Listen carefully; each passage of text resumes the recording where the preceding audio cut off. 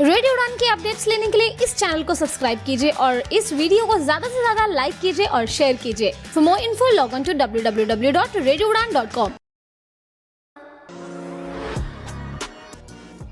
Smart world में smart बनने के लिए उपयोग करें स्मार्ट ऑन का। स्मार्ट ऑन जो कि एक असिस्टिव डिवाइस और मोबाइल एप्लीकेशन है जो आपको हेल्प करेगा किसी भी चीज को, करेंसी को आइडेंटिफाई करने में या पढ़ाई में, क्योंकि इसमें लगा है स्मार्ट कैमरा। स्मार्ट कैमरा के साथ साथ इसमें है स्मार्ट आई जो डायग्राम्स, चार्ट्स, ग्राफ्स को समझने में आपकी हेल्प करेगा। इसके डॉक AI फीचर से आप डॉक्यूमेंट्स को 13 भाषाओं में समझ सकते हैं। इसके AI ट्यूटर फीचर से अपने किसी भी सवाल का जवाब जान सकते हैं और इसके स्मार्ट इमेज फीचर से किसी भी व्हाट्सएप इमेज को आप इस पे अपलोड करके उसकी समरी जान सकते हैं। स्मार्ट ऑन डिवाइस को किसी भी आई ग्लास में फिट करके आप इसका लाभ उठा सकते हैं और इसकी एप्लीकेशन का लाभ उठाने के लिए इसके साथ दी गई केबल को अपने एंड्रॉइड फोन में लगाएं। इस डिवाइस को चार्ज करने की भी आवश्यकता नहीं पड़ती क्योंकि ये फोन से ही पावर लेता है। ये डिवाइस अगर आप खरीदना चाहते हैं या इस पे कोई भी सब्सिडी चाहते हैं तो राब्ता करें हमारी सपोर्ट टीम 7016606884 से।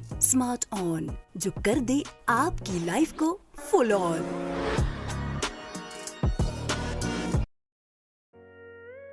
बड़ी खुश दिख रही हो। एक्चुअली बड़े अरसे से सुधा मूर्ति की एक ऑडियो बुक ढूंढ रही थी, आज मिली है। अरे बहुत लकी है तू, हमारे गांव में तो इंटरनेट ही नहीं है। अरे तुम्हें मालूम नहीं, अब ऑडियो बुक सुनने के लिए इंटरनेट की जरूरत नहीं है। नैप दिल्ली ने लॉन्च की है IVR based audio book library Shravan. इतनी लंबी किताब फोन पे कैसे पढ़ेंगे? अरे pause, rewind, next page, next chapter जैसे बहुत से फीचर्स हैं वहाँ। अच्छा, तो मुझे कॉल कहाँ करना होगा? ये नंबर अपनी कॉन्टैक्ट लिस्ट में सेव कर ले, 08071175215। लाइब्रेरी की मेंबरशिप भी है कोई? हाँ, सिर्फ नैप दिल्ली की मेंबरशिप ही काफी है। इससे रिलेटेड अगर ज्यादा जानकारी चाहिए तो 8826261166 पर कॉल कर सकती हो। और हाँ, अपना डिसेबिलिटी सर्टिफिकेट रेडी रखना। थैंक्स फॉर द इन्फॉर्मेशन यार, फिर तो मुझे आज ही नैप दिल्ली की मेंबरशिप लेनी होगी। तो अगर आप भी IVR based audio book library का लाभ उठाना चाहते हैं तो आज ही कॉल करें 08071175215। जय दोस्तों, नमस्कार, आदाब, सत श्री अकाल। मैं दानिश महाजन प्रोग्राम बदलता दौर में आपका स्वागत करता हूं। नए साल में एक और नया शो और आज हम बात करेंगे 3 इम्पोर्टेंट इश्यूज पर। आज हम बात करेंगे दिल्ली इलेक्शंस पे, राजीव रतूड़ी साहब के केस में जो जजमेंट आई है उस पे क्या काम चल रहा है, क्या एक्सपेक्टेशंस हैं, और तीसरा बजट पर, इस बजट में हमारे लिए क्या हो सकता है। इस पर बात करने के लिए हमारे साथ खास मेहमान हैं NCP EDP के एग्जीक्यूटिव डायरेक्टर अरमान अली सर, दिग्गज नेता इस सेक्टर के। इन तीनों पर डिटेल बात करेंगे। अरमान सर, बहुत बहुत स्वागत आपका। Thank you so much for giving time. बहुत बहुत शुक्रिया दानिश, मुझे बुलाने के लिए आज फिर। आपको नए साल की मुबारकबाद। जी सर, आपको भी। सर, सबसे पहले शुरू करते हैं, इलेक्शन का बिगुल बज गया है और दिल्ली में आप हैं। लास्ट टाइम बहुत काम किया आपने, जो जनरल इलेक्शन थे उसमें मैनिफेस्टो तैयार किए, बांटे, उस पर काम भी हुआ। दिल्ली इलेक्शन की इम्पोर्टेंस कैसे देखते हैं पर्सन्स विद डिसेबिलिटीज के लिए? दानिश, मेरा मानना है कि हर एक इलेक्शन कहीं भी हो, क्योंकि विकलांग लोग तो ऐसा नहीं कि सिर्फ दिल्ली में है या सिर्फ महाराष्ट्र में है या हरियाणा में है। कहीं भी इलेक्शंस हो, किसी भी स्तर का इलेक्शन हो, वहां विकलांग लोग हैं जो मतदाता भी हैं। और मुझे लगता है कि जो भी विकलांग लोग हैं वो अपनी वोट की कीमत को अहमियत दें और उसको बहुत सीरियसली लें। दिल्ली क्योंकि भारत की राजधानी है और एक ऐतिहासिक जगह है, और दिल्ली पे कौन राज करेगा वो सदियों से मतलब एक बहुत ही इंटरेस्टिंग विषय रहा है, हिस्टोरिक है। तो जब दिल्ली का इलेक्शन होता है तो एक नेशनल इलेक्शन का एक फ्लेवर आ जाता है इसमें। ऐसा लगता है कि दिल्ली में बहुत जोर शोर से, आपने देखा होगा कि दिल्ली के इलेक्शन के डेट्स डिक्लेयर होने के महीनों पहले से तैयारी चालू कर दी है पॉलिटिकल पार्टीज ने। करेक्ट। तो इसमें अगर हम एक विकलांग वोटर, जो दिव्यांग वोटर हैं, वो अपनी वोट की अहमियत और उसकी कीमत समझ के अगर पॉलिटिकल पार्टीज को ये एहसास दिलाए कि हम आपको जिता या हरा सकते हैं, तो हमारे लिए भी आप सोचिए एज अ डेवलपमेंट इशू। ऐसा नहीं है कि सिर्फ सोशल वेलफेयर में आप हमको पेंशन दे देंगे और स्कॉलरशिप दे देंगे और आपकी जिम्मेवारी खत्म हो जाएगी। और मैं इसलिए कह रहा हूं कि आप देखिए हरियाणा के इलेक्शंस, जितने जो भी कैंडिडेट्स हारे हैं हरियाणा में, 1500, 500, 600, आप महाराष्ट्र इलेक्शंस देख लीजिए, कितने कम मार्जिन से लोग हारे हैं। और हम एनसीपीडी पे हमने जब ये डाटा का एनालिसिस करते हैं, हम देखते हैं कि उस कॉन्स्टिट्यूएंसी में जितने नंबर वोट से जो कैंडिडेट हारा है, उस कॉन्स्टिट्यूएंसी में रजिस्टर्ड वोटर्स विद डिसेबिलिटी का मात्रा ज्यादा है जिस मार्जिन से वो हारे। तो मैं किसी भी पार्टी से कोई भी कैंडिडेट जो अगर चाहे कि मैं डिसेबल्ड लोगों को अपने मैनिफेस्टो में, हमारे पार्टी के जो भी हम प्रोमिस कर रहे हैं कि जीतने के बाद हम क्या करेंगे, डिसेबिलिटी को जोड़ के चले, डिसेबल्ड लोगों की मतलब इंटरेस्ट को लेके चले, तो आई थिंक बहुत अलग डिसीजंस आ सकते हैं, रिजल्ट्स आ सकते हैं।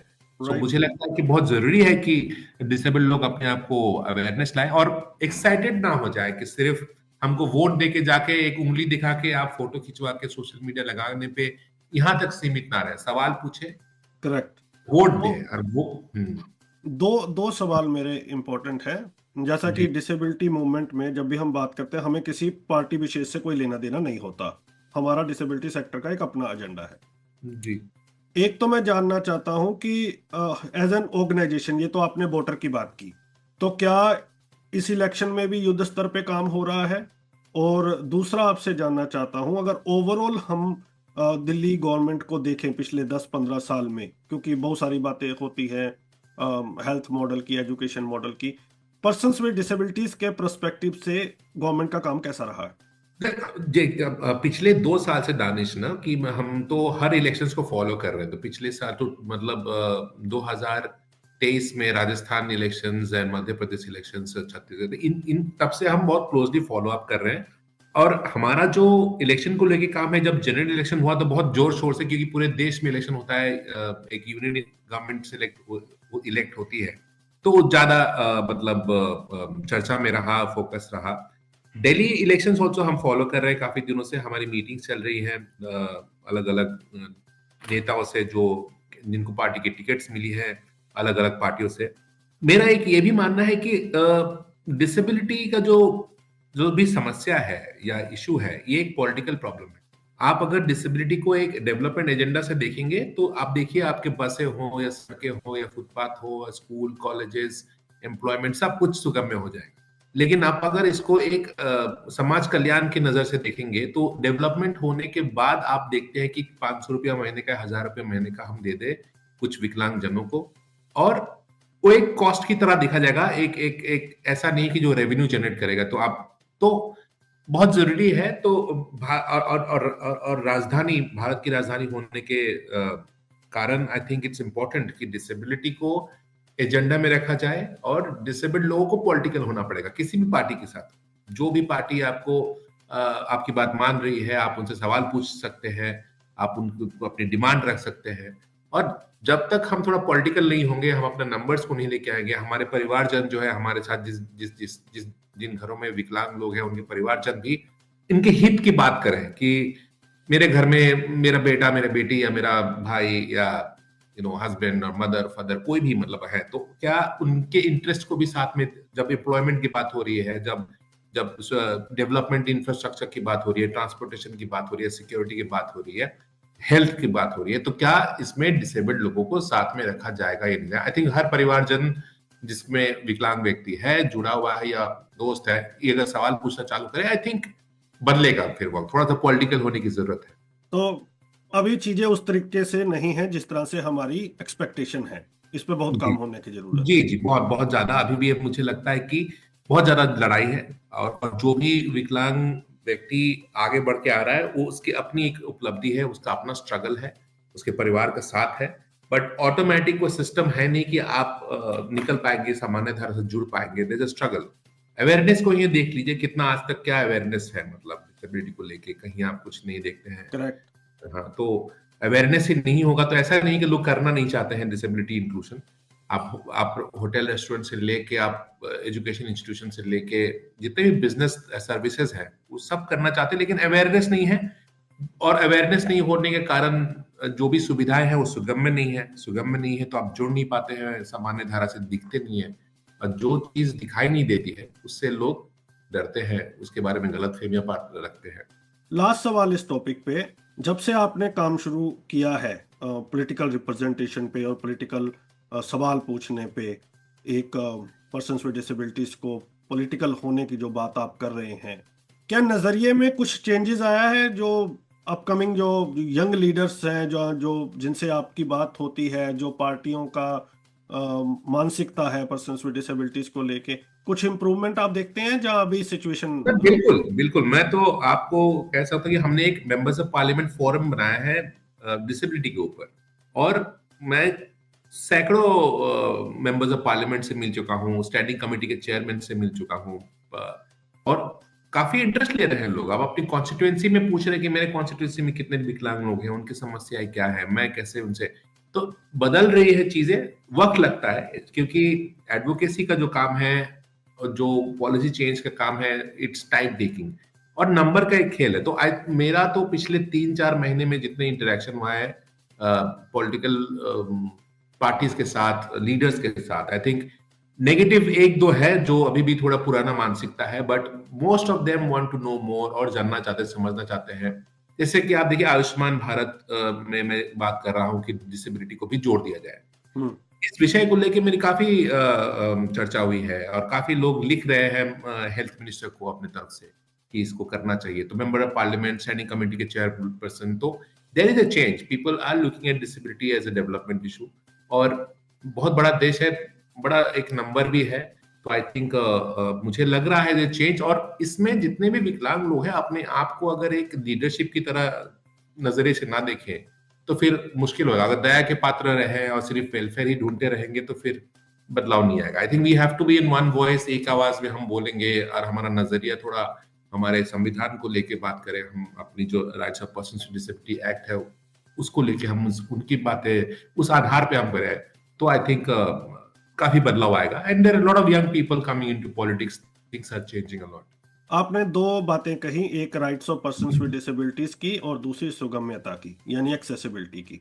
जी, इन दोनों पर एक बड़ा जजमेंट आया, लैंडमार्क जजमेंट लोग बता रहे हैं, जो सुप्रीम कोर्ट से आया। रूल 15 को स्ट्रक डाउन कर दिया और नए रूल्स बनाने की बात हो रही है, उस पे काम भी चल रहा, मार्च तक की टाइमलाइन है। पहले तो आपके ओपनिंग कमेंट उस पे क्या है? आई थिंक इट्स हिस्टोरिक, मतलब एक नए एरा की शुरुआत है। मतलब अगर सुप्रीम कोर्ट ने कहा है कि सुगमता विकलांग लोगों के लिए एक फंडामेंटल राइट है और इट्स अ प्री रिक्विजिट कि बिना सुगमता के आपके जो बाकी मौलिक अधिकार है उसको भी आप नहीं ले पा रहे। फॉर एग्जाम्पल एजुकेशन को ही ले लीजिए आप, तो मुझे लगता है कि एक बहुत ही देश को बदल देने वाला एक डिसीजन है।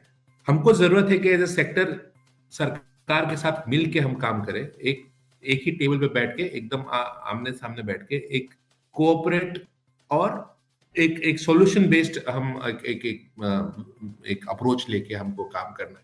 मुझे लगता है कि आने वाला जो जनरेशन है डिसेबल्ड लोगों का, इस ऑर्डर के बाद और इस ऑर्डर के बाद जो नॉन निगोशिएबल्स बनेंगे किसी भी प्रोडक्ट, सर्विस या पब्लिक प्लेस को ले लीजिए, या मतलब आई थिंक फिनोमिनल। और फिर हमारे ऊपर इस ऑर्डर को समझ के सुप्रीम कोर्ट का फाइनल क्या डिसीजन आता है, और इसमें जरूरत है कि इसको हम बहुत बारीकी से देखें और एक लॉजिक के तरीके से हम उसको लेके चले, और एक लंबा विजन रखने की जरूरत है। मतलब आने वाले 10 साल, आने वाले 15 साल, 20 साल, 25 साल में क्या होगा, that kind of vision is required to do.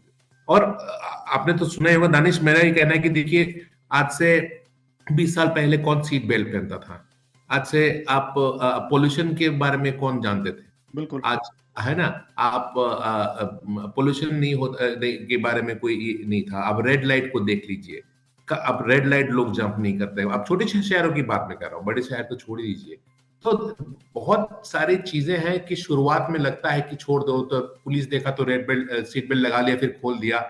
Helmet आप देख लीजिए, तो lot of this things initially they will be hiccups, but हमको सब एक I think this is need a lot of cooperation और समझदारी और प्रैक्टिकल तरीके से फंडिंग की बात सब कुछ समझ के मतलब हमको आगे बढ़ने की जरूरत है, और सिर्फ मतलब शहरों की तरफ ना देख के पूरी इंडिया को देखे तो बहुत बढ़िया होगा।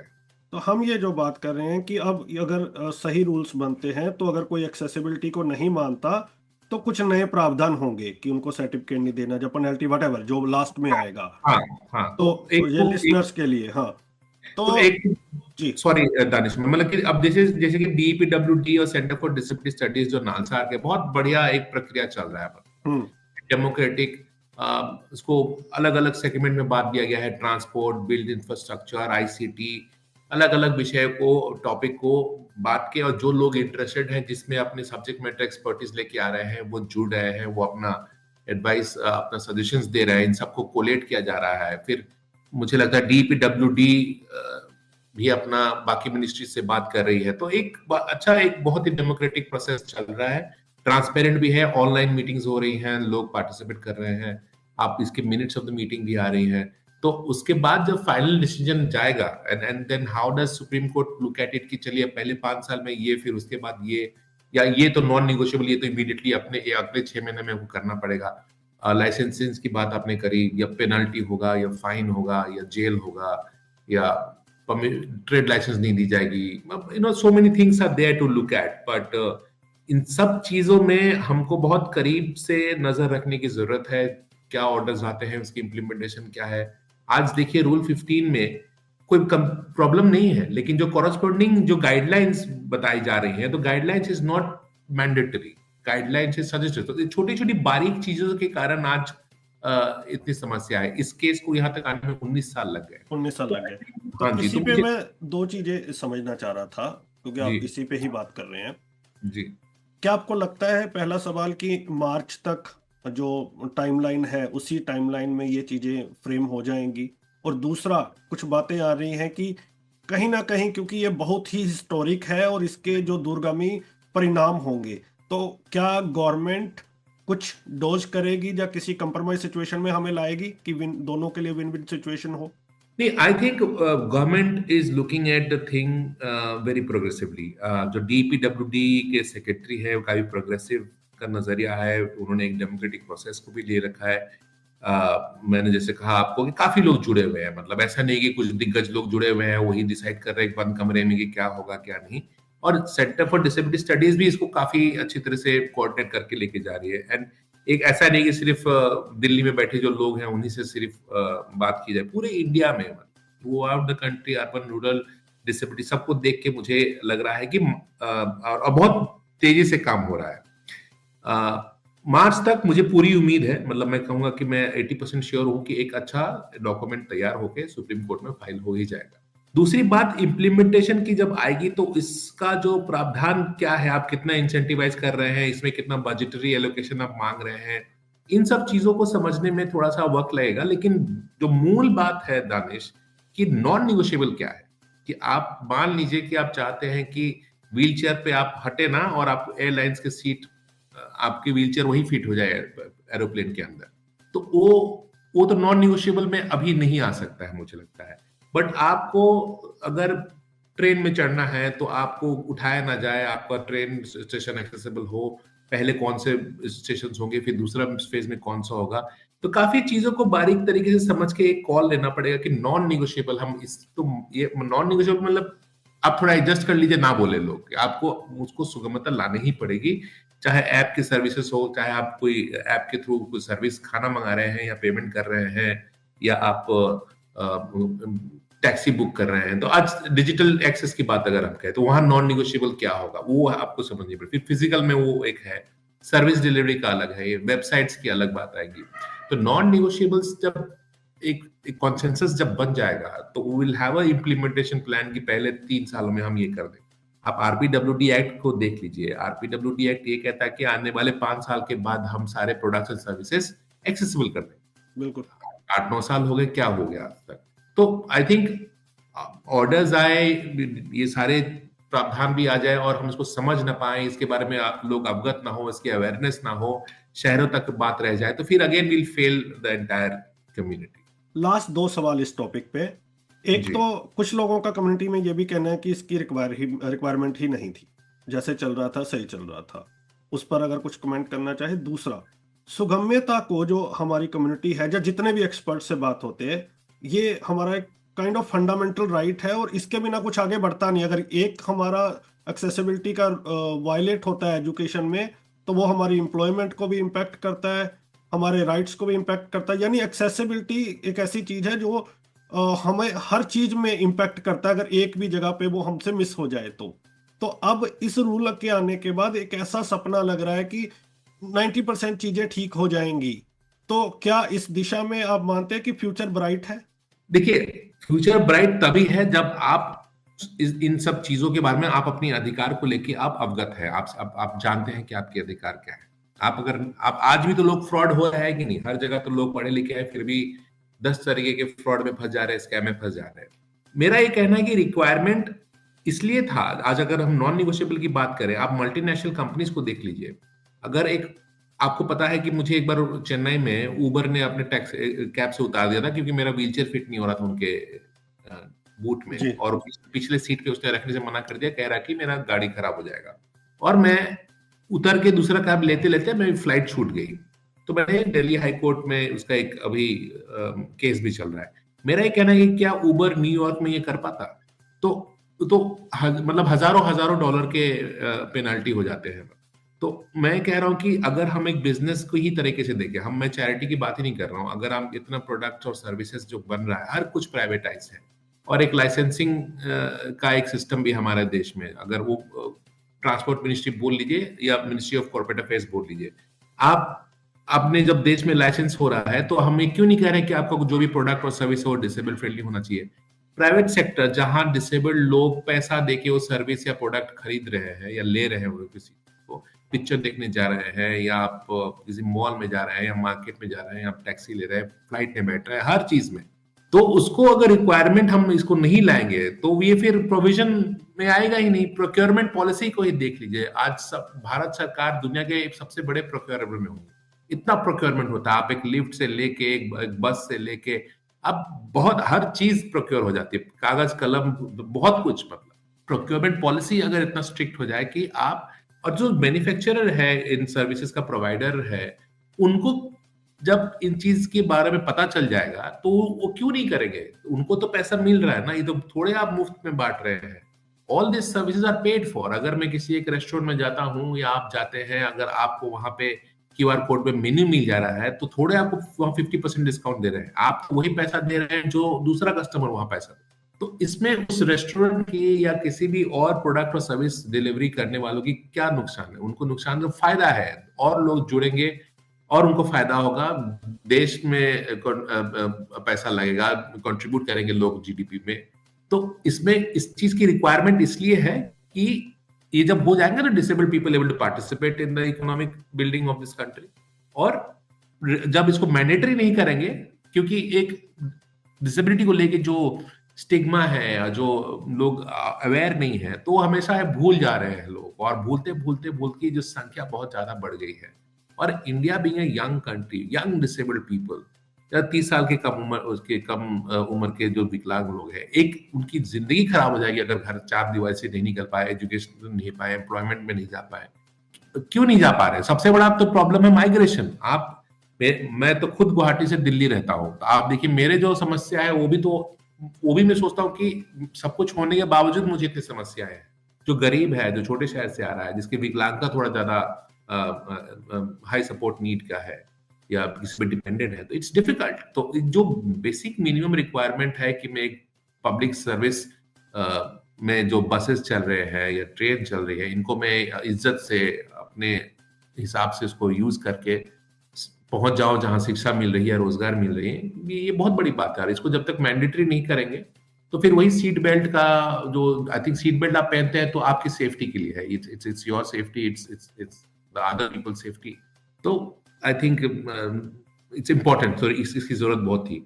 और accessibility is a non negotiable thing. मैं तो बिल्कुल मानता हूं कि आप फ्रीडम ऑफ मूवमेंट, मुझे आजादी होनी चाहिए, मैं कहाँ जाना चाहता हूँ, कैसे जाना चाहता हूँ, और भले वो मतलब जेल हो या कि कोई बार हो या स्कूल हो या कॉलेज हो या कोई भी ऑफिस हो, सरकारी हो, बेसरकारी हो या प्राइवेट सेक्टर हो, I think we have the right to go wherever we want. तो ये तो बिल्कुल ही इम्पोर्टेंट है और मुझे लगता है बहुत ही इम्पोर्टेंट डिसीजन है।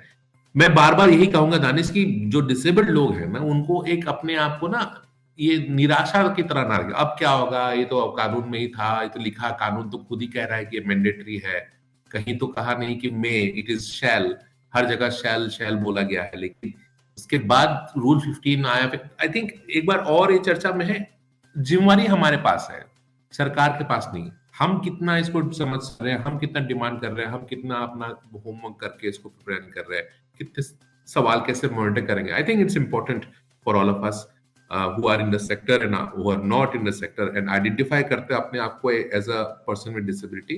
It's a very important time to be in and it is very responsible as well. जी, आज के तीसरे टॉपिक पे आते हैं, बजट। जी अरमान सर, 15 सालों से मैं कवर कर रहा हूँ बजट को। जी बजट के बाद जब भी डिस्कशन करता हूँ, जब प्री बजट डिस्कशन करता हूँ, सेम बातें हैं। हमारा नाम नहीं लिया गया बजट में, बजट जितना चाहिए उतना है नहीं है, गवर्नमेंट कहती है बजट लैप्स हो जाता है, आप यूज नहीं करते। कुछ चेंजेस लग रहे हैं इस बार आपको? मैं तो खुद परेशान हूँ। अब जैसे कि टैक्स के 2 रिजीम है, नए रिजीम में अब सब लोग आ रहे हैं। पुराने रिजीम में आपको 1.5 लाख रुपया तक का एक डिडक्शन मिलता था जिसकी डिसेबिलिटी 80% थी, और डिपेंडेंट जो था उसको 50% का मिलता था। वो सब हट रहा है, वो हट गया है ना, 1.25 लाख और 75 में थोड़ा करेक्ट। हाँ जी हाँ जी हाँ जी। तो मैं कह रहा हूँ कि जो कॉस्ट ऑफ डिसेबिलिटी है वो कैसे भरपाई हो रहा है। मतलब मेरा तो, मैं बाकी सब चीजों को छोड़ देता हूँ। मान लीजिए 1200 करोड़ हम डीईपी डब्ल्यूडी को दे रहे हैं, वो इस्तेमाल हो रहा है नहीं हो रहा है, वो अलग इशू एक है। मैं ये कहता हूँ कि मिनिस्ट्री ऑफ एजुकेशन में कितना बजट है आपको एजुकेशन डिसेबल्ड लोगों के लिए, अर्बन डेवलपमेंट में कितना है, आपका ट्रांसपोर्ट में कितना है। तो एवरी मिनिस्ट्री में डिसेबिलिटी के काम के लिए क्या आप एलोकेट कर रहे हैं, वो मैं जानना चाहता था। लेकिन we have not reached to that position.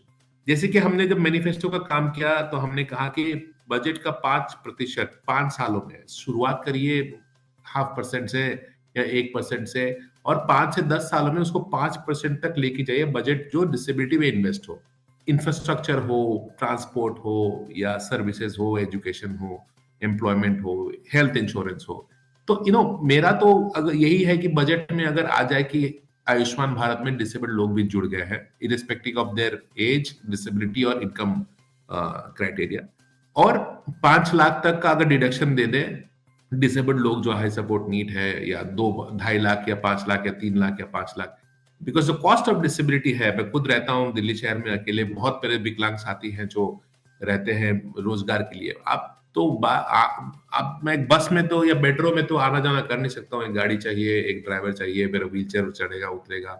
आपको उबर का एग्जांपल तो मैंने दे ही दिया, उबर में यूज करूंगा भी तो कहाँ से इतना पैसा आएगा, रोज 1000 रुपया या 800 रुपया मेरा आने जाने में ही खर्चा हो जाएगा।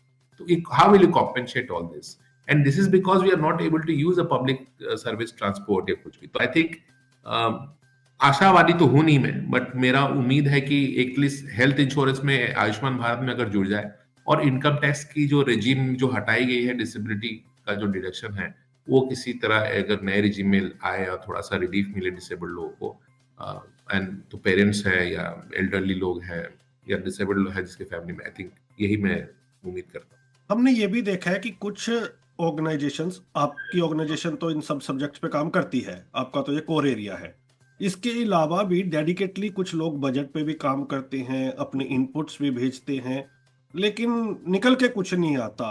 तो स्ट्रेटजी क्या होनी चाहिए?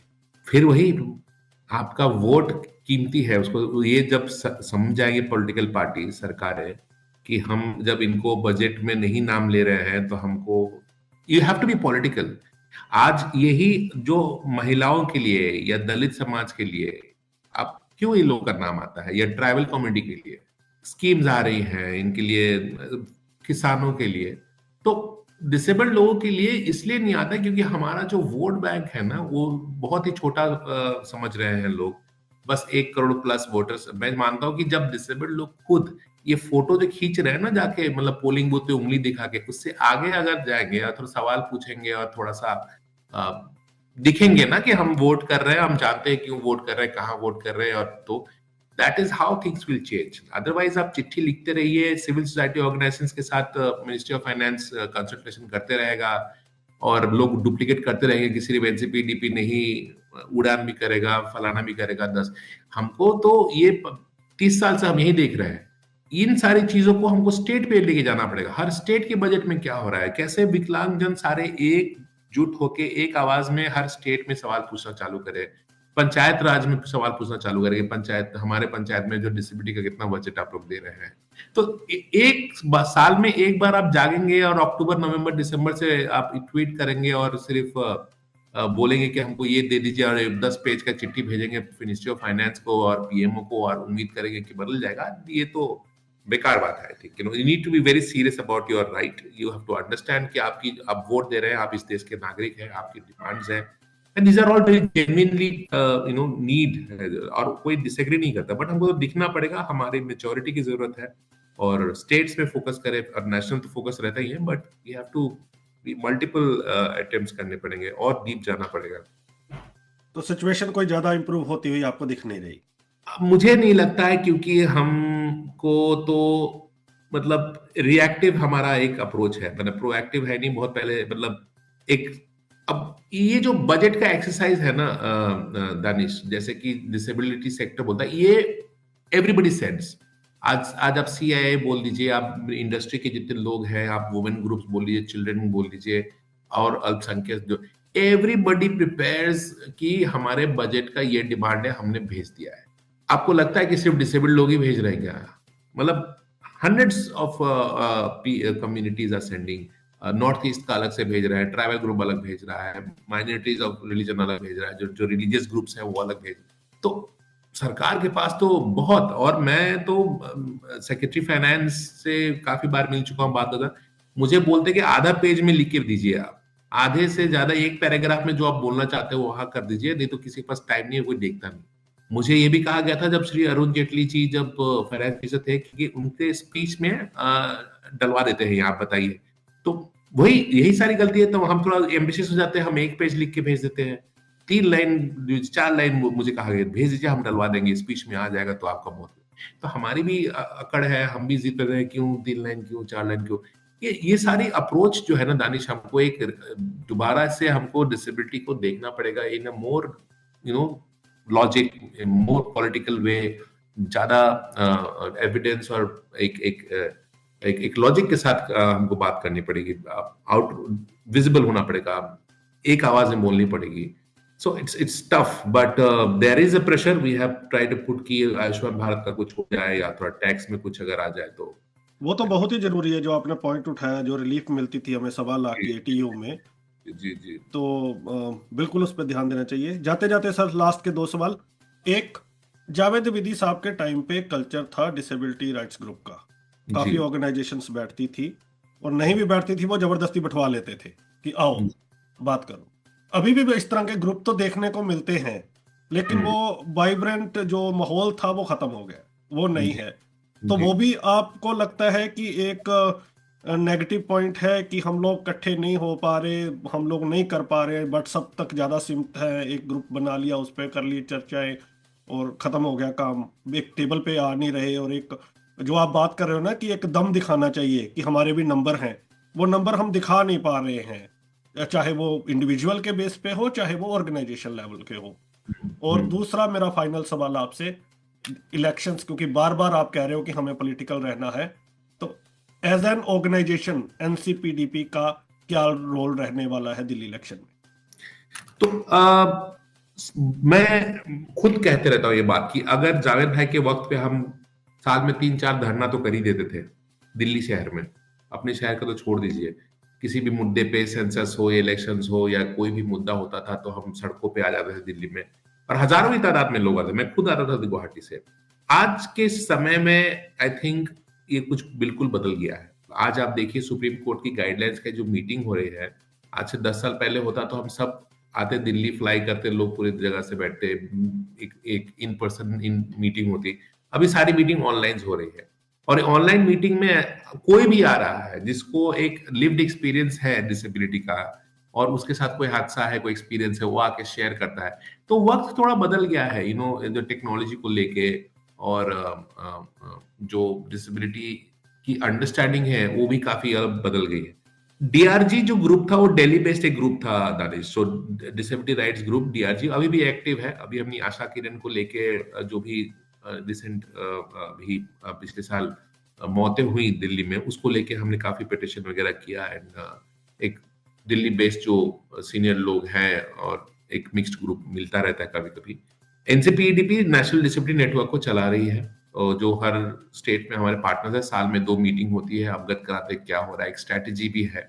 जैसे कि जब बदला तो हमने एक फेलोशिप भी चालू किया, यू नो योरसेल्फ, आपने काफी मेरे फेलोज के साथ वो तो interaction- कमाल था सर, मतलब बिग फैन, और उसका इम्पैक्ट जबरदस्त।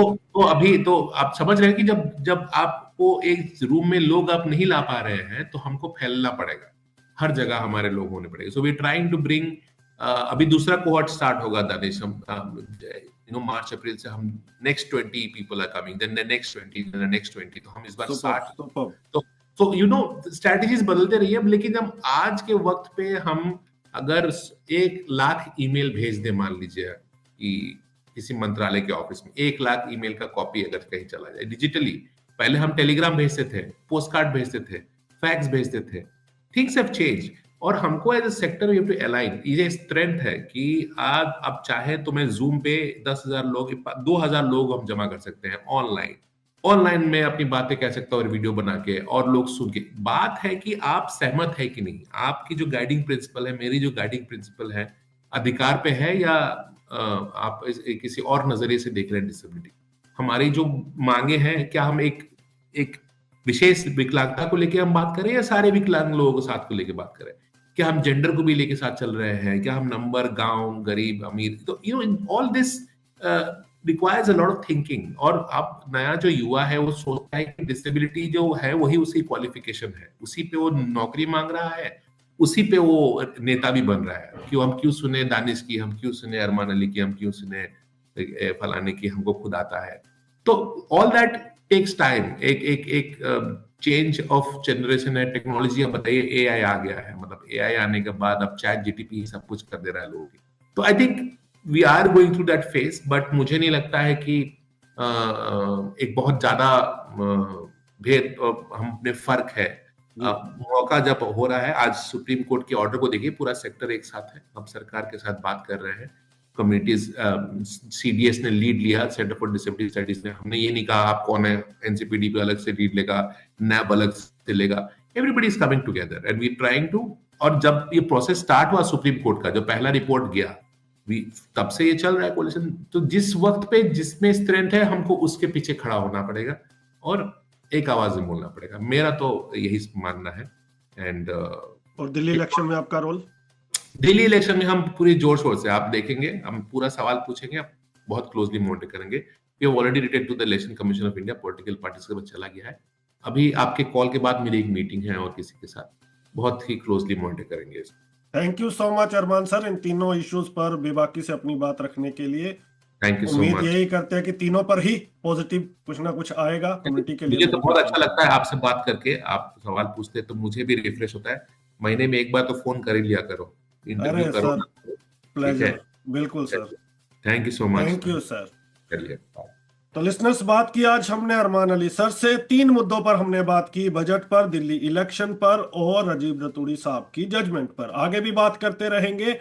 बहुत ही इंसाइट्स मिलती हैं जब हम बात करते हैं अरमान सर से, क्योंकि क्लोजली काम कर रहे हैं वो तमाम चीजों पर। तो क्या चल रहा है अंदर, वो हमें इंसाइट्स मिलते हैं। अगले सप्ताह मुलाकात होगी किसी और पर्सनैलिटी के साथ। दीजिए इजाजत, सुनते रहिए radio Udaan, flight of life. Bye bye. Hi, I'm Rajkumar Rao on Radio Udan, where every story shines bright. Join me in embracing diversity, spreading kindness, and celebrating the beauty of every individual. Together we can make the world a more inclusive place. Keep tuning in.